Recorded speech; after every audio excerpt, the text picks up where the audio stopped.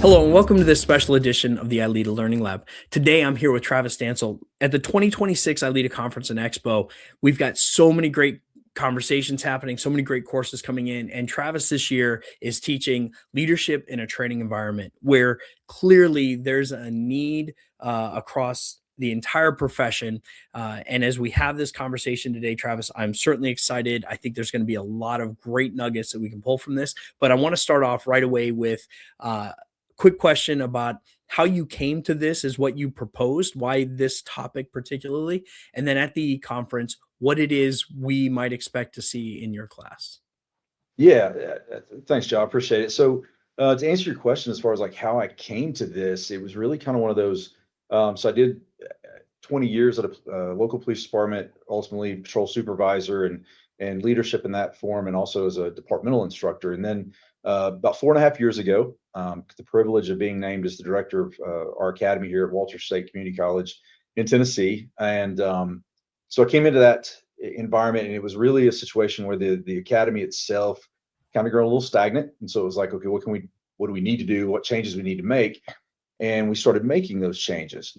But what I found interesting was, I'd had all this leadership training coming into it just from a department standpoint, from a law enforcement leadership, style. But when you come into that full-fledged, full-time training environment, although you're still leading, you're still got a team to lead, there's a whole different aspect to that versus, all right, am I covering the zones that I need to cover for my patrol shifts and this and that? It's, what kind of training are we developing? What kind of staff are we building to get that training across to these cadets in a way that we can literally shape the future of law enforcement in a positive way? And so then I started really kind of thinking back, is like, okay, what leadership aspects go into play with that? Obviously the same, big point leadership stuff, but then really like how do you build a team, right? So like coming into this class that I'm really want to put on is really talking about several different points, from how do you assemble an effective training team. There's different views on that. Sometimes, like me, I've been fortunate enough to be able to kind of hand pick my team. Sometimes you get in a training environment, it's like, here you go, this is who you got, make it work, right? So we talk about that a little bit. And then we really want to talk about professionalism. How do we demonstrate it? How do we maintain professional standards for the cadets? Because we want to create a supportive training atmosphere. And in that, do we as instructors also mirror that leadership down to them so that they're seeing that, so that going forward in the future, they've got that. And then how all of that revolves around that lovely argument about the difference between a boot camp stress style academy versus what we call a professional style academy, and what are the differences there, and the positives and the negatives of that. And so that's kind of how I got to the topic, because it's really been a learning curve for me over the last 4.5 years. And I'll be perfectly honest with you, one of those really big aspects of learning for me was ILEETA. I mean, that I had never even heard of ILEETA till I got into this role. And when the idea was introduced to me and was like, hey, you need to go to this conference, I was like, oh, absolutely, that'd be cool. And I was blown away, which we can talk about that later. But it just really, really just blew my mind and just got me so pumped up in the aspect of what we wanted to do. So that's kind of how I got into it, and just the aspect of how can we continue to make training environments, whether that's an actual academy like what I'm doing or others are doing, or is it just the training within a department, the training unit? How can they be more effective? And so that's kind of how I got to where I am here. Awesome. And I'd like to kind of pull the thread on a couple of those things because, Okay. Personal experience, I had two great opportunities to lead in training environments. And as you mentioned, they are distinctly different, but yet they're almost exactly the same. You have these, high speed individuals who either come to you full time or adjunct. And then you now have to build a team in a very different environment where professional standards they're not different. They're certainly not different, but the way in which we execute our day-to-day activities is distinctly different. What's being asked of us, and oftentimes people coming into these training environments are coming from very high stress, high tempo environments, and now they have weekends and holidays for the first time in a long time, right? And so let's kind of first explore that. What is the difference between leading in a training environment and leading on the street? So one of the biggest thing I will say that is, I won't say it's anything new because I think in pure leadership you should have it either way. But I think for me, there's definitely a bigger or more important, might be the better phrase, more important emphasis that needs to be placed on team and open communication. Because although I may have years of experience in a certain topic, I'm not an expert, nor was I an expert in every topic. And so now I'm coming into an academy setting where we're teaching this huge wide range of everything. And so being willing as a leader to bring your instructor, cadre in and sitting down and saying, okay, you're teaching defensive tactics, you're teaching evoc, you're teaching firearms. What do you need to do it in the best way possible to have the most effective learning environment for the cadets? And being willing to say, like, and open to hearing other ideas that maybe you've never even heard of, but go, okay, let's flesh that out. Explain that to me because I don't know what that is. And I think it's kind of that whole stepping back, checking your ego, as any leader should, and saying, I need to learn this too. Like, I don't know what you're talking about, or give me some more information about that. And then being willing to step out, try it. And that's really one of the biggest things, is being willing to take that step, try it, but also realizing, hey, we fall on our face. Awesome. Let's back up. Let's try it again. And the team part is really the biggest thing for me. I'm a huge advocate, and what we do here is that we are a team. We work together. I can't do this without them, nor would I want to. And so, as a leader, being able to be open, very open to new ideas that maybe you've never heard of, or even if it's explained to you that you're still kind of like, I'm not 100% sold, but let's maybe run with it a little bit, see what happens. Because there have been a couple of times that, like, something, for example, has been put out there that in my head, I'm like, I'm not seeing this. Like, I'm not seeing what you are, but let's try it. And then being able to step back and go, you were right. I see where you're going with that. And it worked great. And so a lot of times from that aspect, when you think about from a pure, just law enforcement leadership type, running a patrol shift or something like that, it's more of the day to day. It's pretty much the same every time. Let's do this. Let's this and that. And you've got to constantly be open to new stuff, new ideas, and you can't get bogged down in that lovely phrase, right? Well, that's how we've always done it. So let's just keep doing it. Because we're always striving. Okay, what can we change? How can we get better? How can we get better? We get, you can also fall into that trap, in my opinion, of where you get feedback, positive feedback from departments that you're supplying cadets to. For example, they're like, hey, we're loving this training. This is great. The products that we're getting back, the cadets are great. But then you get into that mindset of, okay, good, we got it. We figured it out. But we're not there. We can still get better. Right. Right.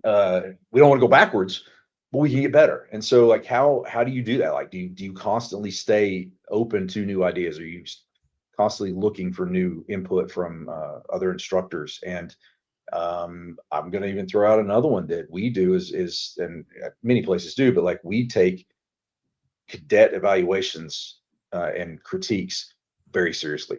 I can tell you numerous things in our academy program that we have put in place because of cadet input on the way out. Like, hey, you should think about this. And we're like, that's never crossed our mind.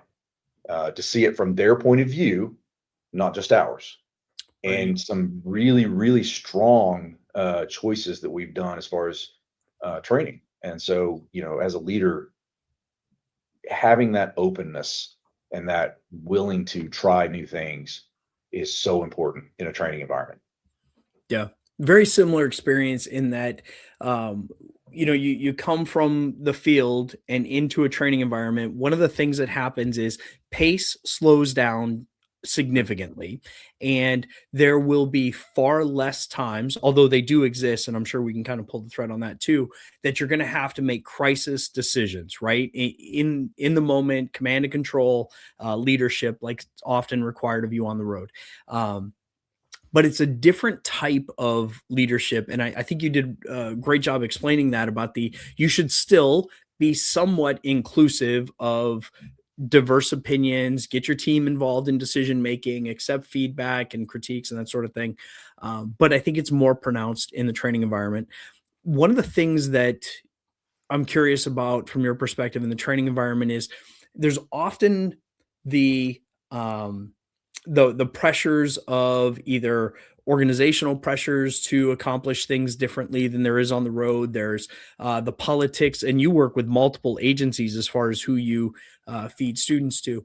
And so, do you find as leadership in a training environment a little bit more of a requirement for top cover type leadership and allowing people to make decisions and teach effectively and finding yourself in that position to have to explain upward and outward what you're doing? Yeah, I think what I really like to do, and what I feel like we're able to do quite frequently, is um, all of the, like, for example, the major topics, whether it be firearms, driving, defensive tactics, law week, they each have a lead instructor, but then we've got multiple others under it, depending on which one it is, whether it be firearms or whatever.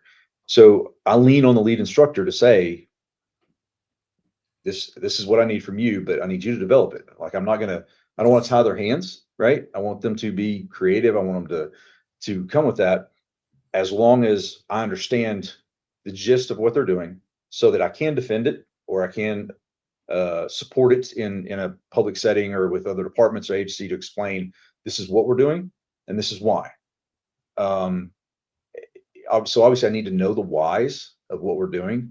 But really, all in all, I try to, as another aspect of the leadership, is to step back, and I want to oversee the whole thing, but that's each individual group. I want them to feel the autonomy to be able to do what they need to do for their particular topic.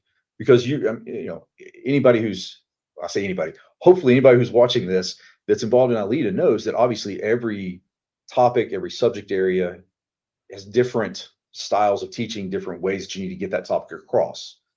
And whether it be, hands-on the mats on DT, out at the range, putting rounds downfield, you need to know what's the best way to train that particular topic. And it's not the same for everyone. So therefore, I don't want to come across with some blanket, this is what we're doing, this is how I want you to do it. It can be very different, as long as it's effective, right? And that's really the judgment, is it effective? And if it's not, then let's back up, look at it, what can we do to fix it? And if it is, how can we make it more effective? Because we are very I'm very adamant about, I don't want status quo. I don't want to stay, okay, well, we got it, like we were talking about a few minutes ago. We got it, we're here, there we go. Nah, we can get better. We can always get better. Continue. How can we improve? Yeah. Yeah. And in the training environment, oftentimes in what you and others may have experienced is that the continuous feed of good ideas, like there always seems to be a new good idea coming at you Mhm. from left, right, and center. Like they're all over the place. How do you manage the good idea feed, making sure that it's practical, affordable? I mean, all those things. Go ahead. What are your thoughts? Yeah, and that that's really one of the things that almost can be frustrating, because sometimes you have those great ideas that, I mean, you hear it and you're like, this is amazing. We've got to do this. Then you step back and go, I don't know how we can logistically make that happen. Like, and we work for a community college. Our academy's through a community college. It's a 9-week academy, so it's residential. We have them, but then there's also hands tied as far as what we can and can't do Say, for example, you know, we would love to do total immersed interleaved training, right? Um, I can't. Not the way that we want to do it, not the way that it should be done. We do some, but it's still there's still that silo training, that block training that to an extent is there. And we try to space out others, but it really comes down to just the logistics, the financial aspect, and the fact that for us, we have three full-time instructors, and the rest are adjunct part-time. So we obviously have to rely on their schedules and when they can work it in and what have you. So there are those ideas that pop in that you're like, that is amazing. I want to do that. I can't do it exactly like I hear it, but is there a way I could take a part of it and make it work? Right? Is there a way that you can adapt it to a sense that you're still getting some of the benefit of that idea, maybe just not the fully. So there can be some frustrating times too, because it's like, I want to do that so Right. bad, and I just can't pull the trigger completely and make it happen. But that's not to say that we don't put it on a shelf, bookmark it, say, because you never know, maybe somewhere down the road, something changes and we're like, now we can start putting that in. And so it's really just there is that aspect from the being, whether you're director of an academy or whether you're, head of a training unit at a department, of being able to know the logistics too of your agency, the budget, the capabilities, the facilities that you have to do what you need to do. Because sometimes you will have those instructors that, as I said earlier, I've given the autonomy to come up with these ideas. And when they come to you with them, sometimes you're like, I love it. Can't 100% do that. And here's why, because I want them to understand why, Right. obviously. But, so sometimes there is that part of it too, that can be frustrating for both myself and for them to not be able to fully put into effect what they want. Yeah, yeah, absolutely. I could see that. So you mentioned earlier about the uh, traditional drill style academy versus the your approach to it there, your preferred approach to it. Let's talk about that briefly and how you make those transitions and you just first your thoughts on it. Yeah. So sometimes in a training world environment, sometimes it can be kind of an uncomfortable conversation because there is that kind of that history that, and I say that because that's what I went through, was more of the stress-based academy. And so when I came in, it was to this academy, it was very much like still similar to that, and I didn't want that environment. And the reason why is I don't think that provides the best learning environment as a whole. And there's studies to prove that. You can look at research to show that it's not the case. But where you get tripped up a lot of times is where people are like, well, that's how it should be. It should be hard on them and this and that. And that a fear-based academy, a fear-based leadership, it actually damages learning. It damages morale. It doesn't hurt. I mean, it doesn't help. It hurts the professionalism moving forward. We still have discipline. And I think a lot of people think, oh, well, there's no discipline in your academy. No. Far from that. We do have discipline, and it matters. But there's a better and effective way to discipline without being that stress based. And like, one of the examples I use, so many places have, like they call the hell night, for lack of better words. The first night, here we are, we're going to make it so rough on you. And I'll just want to ask the same people, like, the first time you walked into a shift briefing at your department, like to actually work, did the sergeant, lieutenant immediately get in your face and start screaming and yelling at you and making you do stuff? No, you don't. No, that's not what the real environment's like. And so you can put stress on the cadets, and we do put stress on the cadets in appropriate ways, in the scenarios we put them in the situations of the many different type of role playing situations we put them through. They still have uniforms to wear, they still have room inspections, they still have that kind of stuff. But I also want them to be comfortable coming to the instructors and saying, I don't understand that, would you explain that to me in a different way, as opposed to being scared that if they're going to come talk to us, that they're going to catch the wrath of an instructor, because you're just scared at that point to learn. do they feel safe to fail? Is really what our, our theory is. I mean, obviously we want you going through these scenarios. We want you to succeed. But if you fail, that's where we learn, right? Yeah. Why did we fail? Let's learn. Don't be scared to fail in the sense of like, oh my gosh, I'm going to pay for this. That's mistakes. That's how we learn. And so it's really a big thing for us. I mean, we just fully believe that that's the best way to train. I feel like we get uh, better relationships built with the cadets. They trust us. If we ask them to do something, we tell them to do something. They do it because they understand that we're there for them. We have their best interests in mind, and it's not just a matter of what can I do to you to haze you or anything like that. And so, yeah, it's just a I don't know. There, obviously, it is so prevalent out there in the profession that there's still so many of them, academies or training environments that do it that way. That we just really, really, really want to.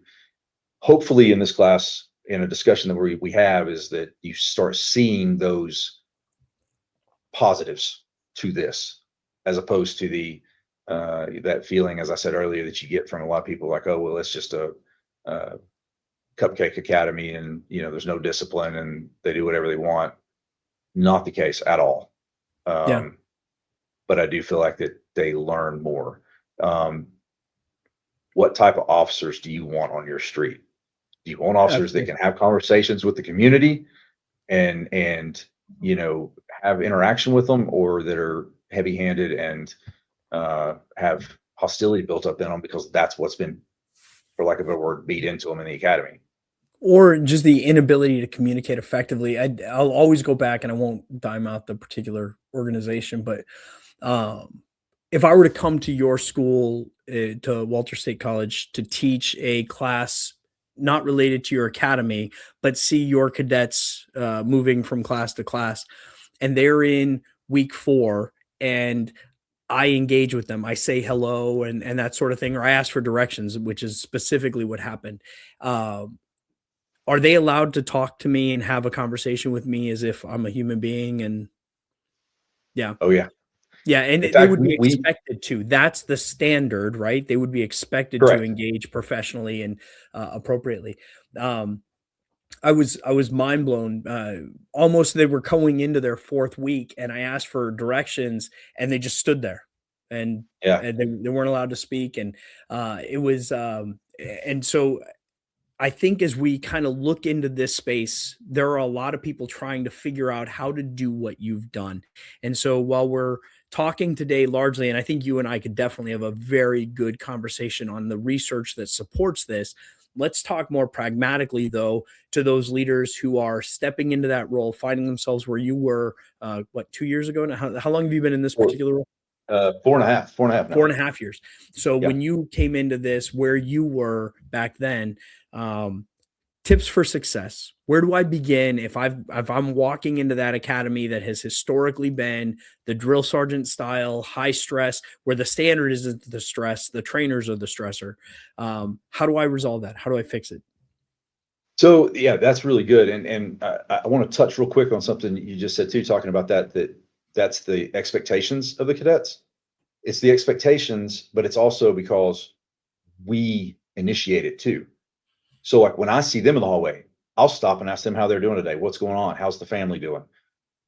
I make them have that conversation with us as well. We don't just expect them to initiate it with us. We initiate it with them too, because we are mirroring the behaviors that we want them to have, right? Um, Mhm. I speak to them, I say good morning, good afternoon every time I see them. And so again, mirroring those expectations, that culture you want, that's important. That's so important. Yeah. Now go back to your question as far as to step into it. So when I came in, really the biggest first thing I did is I had, for lack of a better word, let's call it a faculty meeting, right? And I had this large meeting with all of the adjunct instructors, all of the full-time instructors, and sat down and said, this is what my vision is. This is what I see for the academy. This is the style. This is the culture I want. I want all of you involved in that. If you're already doing that, because some of the instructors were already that was their mentality. Perfect, wonderful, we're rolling. If you haven't been, but you can, then let's do it. And then if you can't, thank you, appreciate your time. I got to find somebody that can. And in the grand scheme of things, there was only really like one or two that was the case with. What's been fun is watching those that didn't before buy into it. Oh, When yeah. they start seeing the difference and the results from these cadets and the feedback they're getting from cadets to go, oh, this is pretty cool. So it was really neat to get the instructor buy-in, because you know as well as anybody, like you get that instructor that's really believes in what they're doing and what they're teaching, and then is in that mindset with those cadets, dude. It's amazing the education that's happening with them. But it takes explaining that vision, and that's where the leadership part comes in. Are you able to fully explain your vision, what you want for this academy, and what your expectations are? And it wasn't a matter of I want to clean house and find people that I wanted to bring in. I wanted to keep the people that were here. They've been doing it, as long as we can all get to the same culture together. And it's to see our instructors now, even the ones that I think were a little hesitant at first, we're like, I don't know, we'll see. That now are like, just brag about what all we, and I use that word intentionally, are doing at the academy. It's not, and it's not, this is what he did when he came in. This is what we built and are building, continuing to build. So that's really the biggest thing is just to get started. In my opinion, that's what you've got to do, is you've got to lay out that vision, and then you've got to work to get the buy-in, right? You've got to explain the why, you've got to explain the how we're going to get there, and then the benefits of what's going to come about that once you do. Yeah. So if I heard you correctly in there, there was, I think the two biggest components were one, lay out those expectations clearly from the very beginning in the manner that you want them to teach it. So for instance, if you just came in and hardlined it and said, you either get on board or get out, it might have portrayed the wrong approach. This is the direction I'm going. If you can join me here, I want you to stay. If you can't, thank you for your time. But the other thing that I've heard you say, not necessarily in that part, but throughout this, is the role modeling of what right looks like. You demonstrate not just to the cadets, but to your staff as the leader. This is the sort of behavior I want. And what I almost see in you, Travis, as we're having this conversation, is if you are the lieutenant that cadet is, or the captain that cadet is going to see in their future, right? That's the most senior person here of my shift, and I should engage with them appropriately and professionally the way I would when I get to my department. And that the instructors are essentially very much similar to their shift supervisor, their FTO, Mhm. or their peers who are more experienced and a little bit more um, rounded. The is Am I kind of picking up on that correctly? Yes. No, absolutely. And what I told the instructors in that same meeting was, coming from that role model, that mentoring aspect is like, for example, we don't allow the cadets to use foul language. They Fair can't enough. do it while they're in the academy. I don't want them to use it on the road, right? So to talking to the public, so they're not allowed to here. Neither the instructors. You're Fair enough. mirroring the rules. So it's stuff like that like it's putting it on the instructors as well to set the example. How do you want, your officers coming back? Because so many of, let me say that too, that's really been a huge thing, because so many of our instructors are training people, because we are a regional academy, that are coming back to their department. Sure. So it's Yeah. like, how do you want these coming back to you? You Right. know, you complain about these other officers that work for you for years that you don't like what they're doing. Well, then here's a good opportunity to set the example and show them what it is we want. And so it's really that mentoring, that setting the example, that we want from our instructors, because like you said, that's who that's who the cadets are looking up to, and they see that and they want to mirror that.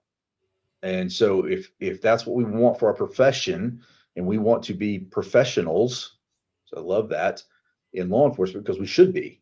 Are we demonstrating that? Are we showing them that this is what you should do? And that not only should you do it, you can be a very effective law enforcement officer being that way.